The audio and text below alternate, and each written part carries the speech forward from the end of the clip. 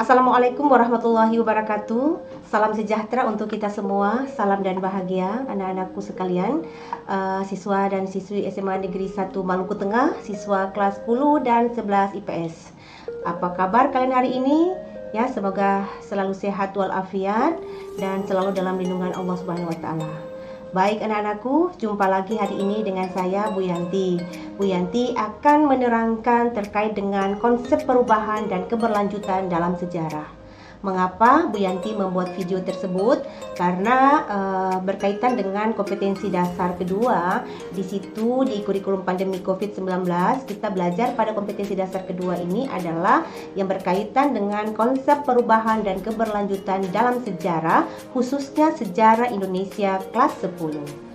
Baik anak-anakku, materi ini akan sebagai sebuah referensi bagi anak-anakku nanti ketika besok kita akan belajar tentang sejarah Indonesia.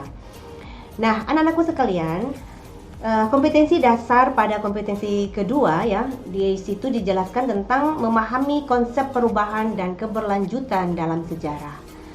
Baik, kalau kita bicara tentang konsep perubahan dan keberlanjutan dalam sejarah, maka anak-anakku perlu memahami makna yang terselip di balik apa itu konsep perubahan dan apa itu konsep keberlanjutan. Nah, untuk lebih jelasnya, mari kita ikuti materi selanjutnya. Baik anak-anakku, tujuan pembelajaran kita pada kesempatan ini ya, kamu semua peserta didik diharapkan dapat membedakan apa itu konsep perubahan dan apa itu konsep keberlanjutan dalam sejarah. Kalian juga secara asinkron dapat membuat sketsa gambar atau bisa membuat video ataupun makalah tentang karya tulis ya, dan tentang penggunaan teknologi dalam kehidupan sehari-hari ya, dalam kehidupan nyata dalam menunjukkan sebagai konsep perubahan dan keberlanjutan dalam sejarah secara baik dan benar. Oke anak-anakku sekalian, kita lanjut ya. Nah, di sini adalah peta konsep. Peta konsep di sini menjelaskan berkaitan dengan inti materi yang akan dijelaskan pada kesempatan ini. Yang pertama tentang apa itu perubahan dan keberlanjutan dalam sejarah. Makna perubahan dalam sejarah itu apa sih? Dan bagaimana makna keberlanjutan dalam sejarah? Semua itu dapat kita lihat dalam kehidupan kita sehari-hari dan bagaimana contoh penerapan atau contoh daripada perubahan dan keberlanjutan dalam sejarah di kehidupan nyata kita sehari-hari. Baik anak-anakku sekalian. Nah, kita bisa melihat pada tayangan gambar ini. Nah, ini merupakan bagian daripada uraian materi singkat tentang perubahan dan keberlanjutan dalam sejarah. Kita bisa lihat bahwa konsep perubahan itu akan terjadi, ada beberapa faktor-faktor yang mendukung yang nantinya akan kita jelaskan pada kesempatan ini juga ya. Namun perubahan itu akan terjadi melalui sebuah proses keberlanjutan. Sebuah proses keberlanjutan itu dimulai dari adanya perkembangan ya, adanya perkembangan, kemudian juga adanya kesinambungan, kemudian juga adanya pengulangan ya. Perkembangan, kesinambungan dan pengulangan ini merupakan sebuah siklus dalam keberlanjutan. Dari sebuah siklus keberlanjutan ini menuju kepada sebuah perubahan. Baik anak-anakku sekalian ya. Ya. Nah, perubahan adalah suatu konsep yang tidak dapat dihindari dalam kehidupan manusia. Dan perubahan juga dapat dikategorikan dari mulai perubahan yang sangat kecil dari diri kita sendiri sampai dengan perubahan yang sangat besar, baik dalam kehidupan lingkungan keluarga, lingkungan masyarakat, lingkungan di mana kita berada. Nah, perubahan-perubahan itu dapat menimbulkan faktor-faktor yang memunculkan adanya perubahan itu. Faktor-faktor itu bisa terdiri dari faktor dari dalam yang disebut dengan internal dan juga faktor dari luar yang disebut dengan faktor-faktor eksternal. Nah, apa itu faktor-faktor internal dan apa itu faktor-faktor eksternal? Mari kita simak tayangan berikut ini ya. Baik anak-anakku. Nah, di sini Ibu memperlihatkan gambar-gambar yang sedikit unik bagi anak-anak sekalian. Faktor internal yang pertama kita bisa melihat dari jumlah penduduk. Jumlah penduduk Indonesia saat ini misalnya, atau jumlah penduduk dunia saat ini ya. Di dalam jumlah penduduk ini ada kelahiran dan ada juga kematian ya. Ada proses orang yang lahir, yang hidup, dan ada juga proses orang yang sudah meninggal ya. Nah, itu juga mempengaruhi tentang perubahan dari jumlah penduduk. Kemudian yang kedua adalah faktor penemuan ya, inovasi ya, discovery terkait dengan berbagai macam kebutuhan yang ada dalam kehidupan kita. Baik itu tentang teknologi yang ada saat ini bisa dilihat ya, bisa juga dalam bidang transportasi, bisa juga inovasi terbaru dalam bidang perumahan ya, atau berkaitan dengan arsitek dan teknologi bangunan dan sebagainya. Nah, faktor internal juga bisa berpengaruh terhadap pertentangan oleh kelompok-kelompok masyarakat. Nah, pertentangan dalam kelompok masyarakat ini bisa juga dalam kelompok antar individu ya, pribadi, pertentangan dalam pribadi, juga pertentangan dalam kelompok-kelompok masyarakat, ya, kelompok-kelompok di dalam masyarakat, juga pertentangan antar berbagai kelompok di luas, ya, meluas seperti berbangsa dan bernegara. Nah, oleh sebab itu, semua ini bisa menimbulkan adanya beberapa faktor-faktor yang mempengaruhi adanya perubahan. Dan yang terakhir adalah faktor tentang pemberontakan atau revolusi dalam masyarakat. Kita tahu di dalam masyarakat terjadi berbagai macam revolusi. Apa itu revolusi, anak-anakku? Ada yang tahu? Revolusi adalah suatu perubahan secara cepat dan keras. Berbeda dengan reformasi. Kalau reformasi adalah perubahan secara lambat dan tidak terlalu keras. Ya, bisa orang melakukan demonstrasi dan lain sebagainya ya. Tapi revolusi itu banyak berurusan dengan kekerasan fisik dan lain sebagainya dan berlangsung secara cepat. Ya, berkaitan juga dengan revolusi Amerika, revolusi China, ya, kemudian juga revolusi industri kalau kita berbicara tentang dunia perindustrian dan lain-lain sebagainya. Ya, baiklah anak-anakku sekalian. Nah, kita lanjut lagi dengan faktor internal. Apa itu faktor internal? Eksternal. Kalau tadi kita sudah jelaskan tentang faktor internal, sekarang kita jelaskan tentang faktor eksternal, faktor dari luar. Faktor dari luar ini Anda bisa lihat di sini misalnya tentang lingkungan fisik, lingkungan di mana kita berada, misalnya faktor alam yang mempengaruhi sebuah perubahan. Nah, faktor alam atau faktor kondisi alam dapat mempengaruhi perubahan sebuah lingkungan di mana kita berada. Sebagaimana contoh misalnya tahun 2004 ya, 2004 itu terjadi faktor alam adanya tsunami di Aceh. Nah, faktor alam yang berkaitan dengan tsunami di Aceh ini banyak menimbulkan perubahan-perubahan dalam struktur masyarakat. Dalam struktur sarana dan prasarana, ya, banyak tempat-tempat ibadah, banyak tempat-tempat sarana dan prasarana perkotaan di Aceh banyak mengalami kelumpuhan dan rusak berat akibat dari adanya tsunami. Banyak sekali masyarakat ya yang meninggal pada saat terjadinya tsunami tersebut. Akibat daripada itu semua mempengaruhi adanya perubahan lingkungan fisik di mana sekelompok orang itu berada. Nah, itu yang bisa juga menimbulkan sebagai sebuah faktor eksternal. Kemudian adanya peperangan, ya. Peperangan ini adalah suatu tindakan nyata antara satu negara dengan negara yang lain. Ya, misalnya kalau kita berbicara tentang perang di sini, bisa juga perang yang terjadi pada PD1 dan PD2, ya, Perang Dunia I, Perang Dunia Kedua. Bisa juga antara perang yang terjadi antara negara-negara Eropa dengan negara-negara di Asia. Dan itu semua dapat menjadi sebuah faktor-faktor yang mempengaruhi adanya perubahan di sebuah negara.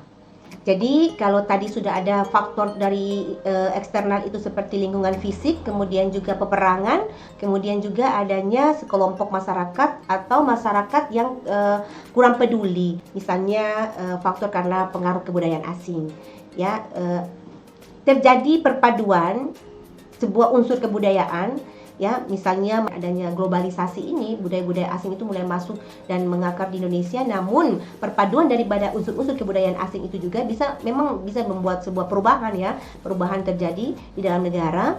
Kemudian namun perubahan-perubahan itu juga tanpa merupakan kultur asli daripada budaya masyarakat Indonesia. Baik anak-anakku sekalian, di sini kita dapat mengambil sebuah pelajaran bahwa walaupun budaya dari luar masuk, namun kalau kita filterisasi dengan budaya kultur masyarakat Indonesia dengan menuju pada profil pelajar Pancasila, insya Allah anak-anakku tetap menjaga dan melestarikan budaya yang ada, ya, budaya-budaya asli yang tetap asri dan tetap harus dijaga kelestariannya. Baik anak-anakku sekalian, selanjutnya kita lihat lagi. Nah, apakah faktor pendorong yang mendorong adanya perubahan? Kalau tadi Ibu sudah sampaikan terkait dengan faktor-faktor eksternal dan internal, faktor penyebab adanya terjadinya perubahan. Kalau sekarang faktor pendorong perubahan itu yang pertama apa? orientasi kepada masa depan, itu sudah jelas. Jadi kita punya orientasi ke depannya itu apa, visi kita ke depannya itu apa. Misalnya dari masa kanak-kanak, adik-adik mulai dari masa kanak-kanak sampai dewasa, sampai sekarang sudah kelas SMA, pasti punya orientasi ke masa depan yang harus lebih baik daripada masa sekarang. Nah, itu juga menjadi faktor pendorong terjadinya perubahan dalam diri masing-masing individu itu sendiri, ya. Yang kedua, misalnya penduduk yang heterogen. Kita tahu bahwa anak-anakku di Indonesia ini, semua masyarakat Indonesia ini heterogen, masyarakat yang majemuk, masyarakat yang memiliki keanekaragaman budaya, keanekaragaman sejarah, suku, agama, ras, dan lain sebagainya. Nah, faktor penduduk yang heterogen juga mempengaruhi terhadap faktor pendorong adanya perubahan. Bisa dipahami anak-anakku? Baik, kita lanjut lagi dengan yang ketiga adalah sistem masyarakat yang terbuka. Ya, jadi masyarakat terbuka dengan adanya perubahan. Segala perubahan-perubahan baik dalam bidang kehidupan masing-masing, kalau masyarakatnya terbuka, welcome terhadap perubahan itu, insya Allah itu juga merupakan faktor pendorong terjadinya perubahan. Dan yang ketiga, yang keempat adalah sistem pendidikan formal yang maju. Contoh seperti sekarang ini anak-anakku bisa belajar di rumah. Ibu buat video sebagai kebutuhan Anda, bahan referensi. Anda bisa mempelajari materi yang berkaitan dengan perubahan dan keberlanjutan dari media sosial, misalnya seperti YouTube atau video-video yang lain yang Ibu kirimkan kepada kalian semua. Ini juga merupakan bagian daripada sistem pendidikan yang maju, sistem pendidikan yang sudah terkoneksi dengan teknologi, ya, teknologi zaman now. Jadi itu semua menjadi salah satu faktor pendorong terjadinya sebuah perubahan. Baik anak-anakku sekalian, selanjutnya ya kita lihat lagi yang berkaitan dengan faktor penghambat. Jadi kalau tadi kita bicara tentang faktor pendukung, ya, sekarang kita bisa bicara lagi tentang kelemahan atau faktor penghambat daripada adanya perubahan. Misalnya nih, perkembangan ilmu pengetahuan yang lambat. Misalnya ada orang-orang tua kita atau anak-anak remaja yang gaptek, yang gagal teknologi, yang tidak mau mempelajari tentang pengetahuan di masa sekarang ini. Padahal anak-anakku sekalian dapat belajar teknologi, ya, di masa sekarang ini untuk bisa maju dan berkembang. Nah, salah satu faktor penghambat kalau tidak adanya minat, bakat, hobi, kemauan untuk mengetahui adanya teknologi. Itu juga merupakan sebuah faktor penghambat, ya. Anggapan masyarakat tradisional bahwa perubahan itu tidak akan terjadi, masih berpegang teguh kepada tradisi zaman dulu, misalnya tidak mau adanya perubahan-perubahan dari luar. Nah, itu juga bisa merupakan sebuah faktor penghambat. Ya, kurangnya hubungan antar masyarakat, ya, tidak mau bersosialisasi, tidak mau berinteraksi, ya, tidak mau berkolaborasi antara satu dengan yang lainnya. Ya, itu juga merupakan sebuah faktor-faktor penghambat dari adanya sebuah perubahan. Baik anak-anakku, kita lanjut lagi berkaitan dengan keberlanjutan. Kalau tadi Ibu sudah menjelaskan banyak sekali tentang apa itu perubahan, faktor-faktor perubahan secara internal dan eksternal, faktor penghambat dan faktor yang menimbulkan adanya perubahan itu, ya. Dan sekarang kita masuk kepada keberlanjutan. Anak-anakku, ada yang tahu nggak tentang apa itu keberlanjutan? Ayo, ada yang tahu? Semuanya? Nah, apa itu keberlanjutan? Keberlanjutan adalah suatu keadaan yang telah berlangsung lama. Bisa dibilang sebuah kebiasaan. Sudah menjadi turun-temurun, ya. Keberlanjutan dalam sejarah itu merupakan sebuah rangkaian peristiwa yang terjadi di masa lalu, masa sekarang, dan masa yang akan datang, yang tidak dapat dipisahkan antara satu dan yang lainnya. Rentetan kronologi masa lampau, masa sekarang, masa depan. Ya, jadi anak-anakku, kemarin sudah Ibu jelaskan pada diakronik, konsep kronologi, diakronik dan sinkronik. Di situ kita sudah menjelaskan bahwa untuk mempelajari sejarah diperlukan adanya 3 dimensi waktu. 3 dimensi waktu yaitu masa lampau, masa sekarang, dan masa yang akan datang. Nah, di dalam konsep keberlanjutan itu sebagai contohnya nih, yang nyata, yang sekarang, yang nyata dalam kehidupan nyata sehari-hari, misalnya KKN. Apa itu KKN anak-anakku? Ada yang tahu apa itu KKN? KKN itu apa ya? Angkat tangan. Siapa yang tahu apa itu KKN? Silakan. Ya, baik. KKN itu adalah korupsi, kolusi, dan nepotisme. Dan itu terjadi saat ini di negara kita Indonesia. Mengapa saat ini dia akan terjadi? Mengapa saat ini masih terjadi KKN? KKN saat ini terjadi karena sudah bermula dari zaman dulu. Misalnya dari zaman Orde Lama sudah adanya KKN. Berlanjut ke zaman Orde Baru adanya KKN. Sampai dengan Orde Reformasi saat ini pun masih adanya KKN. Nah, itu yang disebut dengan sebuah konsep keberlanjutan. Bisa dipahami anak-anakku? Bisa? Baik, kita lanjut lagi ya anak-anakku. Ya, selanjutnya kita bisa lihat lagi terkait dengan penugasan mandiri ya. Di sini anak-anakku, kelompok-kelompok yang telah Ibu bagikan sesuai dengan pemetaan kebutuhan Anda. Jadi di dalam tugas asinkronus ini, 1 minggu Anda boleh bekerja sesuai kesepakatan kita di kelas. Misalnya kelompok A tentang pembuatan video, silakan membuat video yang berkaitan dengan tugas mandiri. Kelompok B berkaitan dengan makalah, penulisan karya tulis, boleh memilih salah satu judul yang ada di depan sini yang Ibu sampaikan. Misalnya transportasi, ya transportasi ini kan ada darat, laut, udara. Kalian boleh memilih misalnya transportasi, perubahan dulu itu apa sih, sekarang bagaimana sih. Nah, perubahan dari dulu dan sekarang itu apa, di mana. Nah, itu sebuah dikaitkan dengan konsep perubahan. Begitu juga dengan teknologi.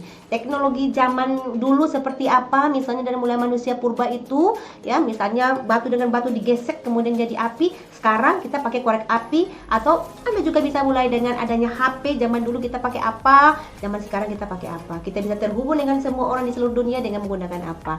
Nah, itu merupakan sebuah konsep-konsep perubahan yang terjadi pada masa sekarang. Boleh dengan cerita kamu dalam bentuk vlog, bisa juga dalam buat video ya. Nah, kemudian juga kamu boleh membuat dalam bentuk perumahan dan pakaian yang hari ini. Saat ini yang terjadi banyak sekali bentuk-bentuk fashion dan model-model terbaru ya, bentuk-bentuk perumahan terbaru yang ada saat ini berbeda dengan perubahan yang pada masa dulu. Jadi boleh kalian memilih tugas sesuai dengan karakteristik tempat kamu ya, di mana yang kamu merasa gampang silakan dibuat tugasnya, dan kita sepakati aturannya minggu depan semua tugas boleh dikumpulkan dan kita boleh mempresentasikan sesuai dengan tugas-tugas yang telah kamu buat. Mungkin itu saja apa yang bisa Ibu sampaikan pada kesempatan yang baik ini. Mohon anak-anakku memperhatikan dengan baik-baik. Semoga ilmu ini dapat bermanfaat untuk kita semuanya, dan tugas daripada video ini juga adalah bagian daripada tanggung jawab Ibu dalam memberikan sebuah literasi atau sebuah literatur bagi Anda semua untuk memahami kompetensi dasar kedua ya, konsep perubahan dan keberlanjutan dalam sejarah. Saya ucapkan terima kasih kepada Anda semua. Tetap stay, jaga kesehatan di rumah, jaga kondisinya semuanya sehat walafiat. Insya Allah kita akan jumpa pada materi dan video yang berikutnya. Wassalamualaikum warahmatullahi wabarakatuh.